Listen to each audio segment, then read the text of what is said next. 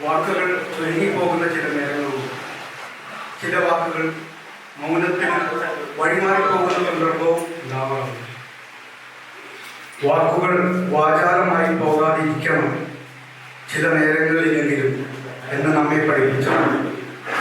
ഒരു വലിയ മനുഷ്യന്റെ ഓർമ്മകളാണ് ഇവിടെ തുടിച്ചു നിൽക്കുന്നത്. എന്തു പിറവി പോലെ ജീവിതത്തിൻ്റെ പ്രധാന ചടങ്ങാണ് മരണവും എന്ന് നമ്മെ പഠിപ്പിച്ച അദ്ദേഹം മരണത്തിന് തോൽപ്പിക്കാനാവാത്ത ഓർമ്മകളിലേക്ക് യാത്രയായി. അദ്ദേഹത്തിൻ്റെ മരണം എന്നിൽ ഒരു ശൂന്യതയാണ് ഉളവാക്കുന്നത്. ഈ ശൂന്യത എന്നിൽ മാത്രമല്ല, കോഴിക്കോടുണ്ട്, തിരുവൂരിലുണ്ട്, തുഞ്ചൻ പറമ്പിലുണ്ട്, കൂടല്ലൂരുണ്ട്, കേരളത്തിൽ അങ്ങോളം ഇങ്ങോളമുണ്ട്, മനുഷ്യ മനസ്സിൽ എല്ലാവർക്കും. 6ാം ക്ലാസ്സിൽ പഠിക്കുമ്പോൾ ഞാൻ അദ്ദേഹത്തിൻ്റെ മഞ്ഞ് എന്ന പുസ്തകം വായിക്കുകയുണ്ടായി. 100-ൽ താഴെ പേജുകളുള്ള വളരെ ചെറിയ ഒരു പുസ്തകമായ മഞ്ഞ് അതിമനോഹരമാണ്. അതിലെ ഭാവനകൾ അതിമനോഹരമാണ്. വിമല കാത്തിരിക്കുകയാണ്. മലകളുടെ കുഴിമാടത്തിനുള്ളിൽ വർഷങ്ങളുടെ ഒരു തടവുകാരിയായി വിമല കാത്തിരിക്കുന്നു. വിമല വിഷാദത്തിലാണ്.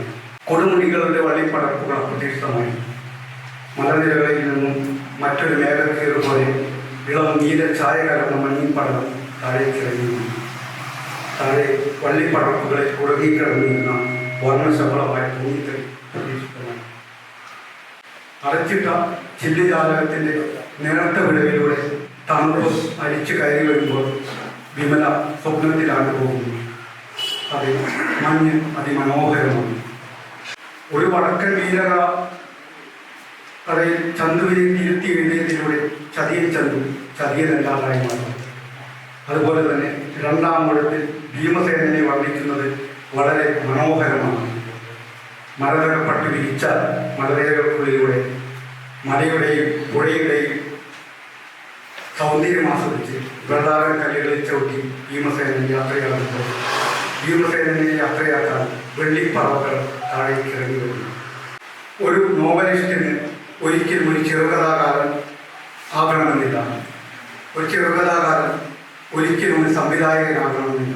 ഒരു സംവിധായകൻ ഒരിക്കലും ഒരു പ്രഭാഷകനാകണമെന്നില്ല. ഒരു പ്രഭാഷകൻ ഒരിക്കലും ഒരു ഗാനരചയിതാവാകണമെന്നില്ല. എന്നാൽ എം.ടി. ഇവയെല്ലാമായിരുന്നു. എം.ടി. ഒരു ഉത്സവമായിരുന്നു മലയാളത്തിന്. എം.ടി. ഒരു വസന്തമായിരുന്നു മനുഷ്യത്വത്തിന്. എം.ടി. ഒരു വസന്തോത്സവമായിരുന്നു സാധാരണക്കാരായ പാവപ്പെട്ടവർക്ക്. വികാരങ്ങളുടെ ഒരു കടലായിരുന്നു എം.ടി. സ്നേഹത്തിൻ്റെ ഒരു പരപ്പായിരുന്നു എം.ടി. കൂടല്ലൂരിൻ്റെ പശ്ചാത്തലത്തിലാണ് അദ്ദേഹം അധികം പുസ്തകങ്ങളും എഴുതിയിരുന്നത്. കൂടല്ലൂരിൻ്റെ കഥാകാരൻ എന്നാണ് അദ്ദേഹം അറിയപ്പെട്ടിരുന്നത്. അവിടുത്തെ ഉദയവും അസ്തമയവും പോലെ മനോഹരമായ കാഴ്ച ലോകത്തെങ്ങും കാണാൻ കഴിയില്ലെന്ന് അദ്ദേഹം പറഞ്ഞു. 2005-ൽ അദ്ദേഹം ഇങ്ങനെ പറയുകയുണ്ടായി: കൂടല്ലൂരിലെ കുന്നിന് ചെരുവുകളില്ല, കാലികളെ മേയ്ക്കാൻ വിട്ട മേച്ചിൽ പുറങ്ങളില്ല, പുഴയില്ല, മലയില്ല. 50 സെൻറ്റ് സ്ഥലം ഞാൻ കൂടല്ലൂർ വാങ്ങിയത് പുഴയുടെ സൗന്ദര്യം ആസ്വദിക്കാൻ വേണ്ടിയായിരുന്നു. പുഴയില്ലാത്തത് കൊണ്ട് ഞാനിപ്പോൾ അങ്ങോട്ട് പോകാറുമില്ല. മലയാള ഭാഷയെക്കുറിച്ച് അദ്ദേഹം ഇങ്ങനെ എഴുതി: മലയാളമാണ് എൻ്റെ ഭാഷ. എൻ്റെ ഭാഷ എൻ്റെ വീടാണ്. എൻ്റെ ഭാഷ എൻ്റെ ഒരു ആകാശമാണ്. ഞാൻ കാണുന്ന നക്ഷത്രമാണ്. എന്നെ തഴുകുന്ന കാറ്റാണ്. എൻ്റെ ദാഹം ശമിപ്പിക്കുന്ന കുളിർവെള്ളമാണ്. എൻ്റെ അമ്മയുടെ ശാസനവും തലോടലുമാണ്. ലോകത്തിൻ്റെ ഏത് മുകളിലായിരുന്നാലും ഞാൻ സ്വപ്നം കാണുന്നത് എൻ്റെ ഭാഷയിലാണ്. അതെ, എം.ടിയുടെ വാക്കുകൾ അതിമനോഹരങ്ങളാണ്. ആകാശത്തിലെ മേഘക്കീറ് പോലെ, താഴ്വരയിലെ ഇളംകാറ്റിൽ പാറി നടക്കുന്ന വെള്ളത്തൂവാല പോലെ അതിമനോഹരമാണ് അദ്ദേഹത്തിൻ്റെ വാക്കുകൾ. ജ്ഞാനപീഠവും കേരള സാഹിത്യ അക്കാദമി അവാർഡും തുടങ്ങി മരണാനന്തര ബഹുമതിയായി പത്മഭൂഷൺ അദ്ദേഹത്തെ തേടിയിരിക്കുന്നു. അതെ, അദ്ദേഹത്തിൻ്റെ ചിന്തകൾക്ക് മരണമില്ല, അദ്ദേഹത്തിൻ്റെ വാക്കുകൾക്ക് മരണമില്ല. മലയാളികളുടെ മനസ്സിൽ അദ്ദേഹം എഴുതി ചേർത്ത വർണ്ണങ്ങളുടെ നിറച്ചാർത്തകൾക്ക് മരണമില്ല. മരണം രംഗബോധമില്ലാത്ത ഒരു കോമാളിയാണെന്ന് അദ്ദേഹം പറയുകയുണ്ടായി. അതെ, അദ്ദേഹത്തിൻ്റെ മരണത്തിൽ അദ്ദേഹത്തിൻ്റെ കഥാപാത്രങ്ങൾ പോലും കരയുന്നുണ്ടാവാം. തോൽവികൾ മാത്രം ഏറ്റുവാങ്ങാൻ വിധിക്കപ്പെട്ട ചതിയൻ ചെന്ന് കഴിയുന്നുണ്ടാവാം. ദയ എന്ന പെൺകുട്ടി കഴിയുന്നുണ്ടാവാം. ധീരനായ ഭീമസേനൻ കഴിയുന്നുണ്ടാവാം. പ്രകൃതിയുടെ മുഴുവൻ സൗന്ദര്യവും ആഹ്ലാദിച്ച വൈശാലി കഴിയുന്നുണ്ടാവാം.